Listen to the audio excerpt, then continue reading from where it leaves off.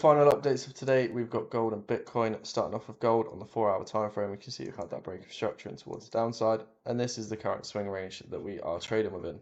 Now, from a 4-hour perspective, this swing structure is relatively strong because it liquidated this high, so therefore I am anticipating lower prices. From where I'd like to see this high get taken first, then see that structure shift where I'd be happy to be aggressive in my scaling in on these types of positions. However, based off of the 1-hour time frame, we didn't quite manage to take out that high before already switching bearish. We've had the break of structure here. This is our current swing range.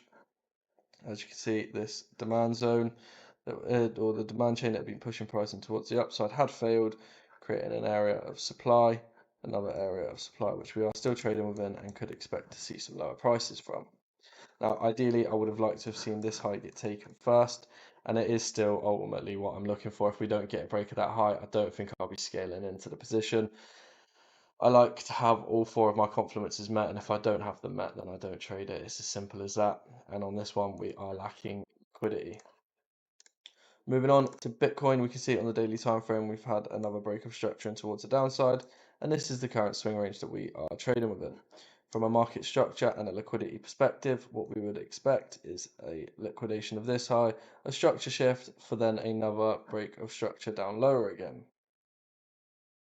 So if we go down onto the 4-hour time frame, what we can start to look at is maybe a potential long position up towards this level to see if we can get a nice short position.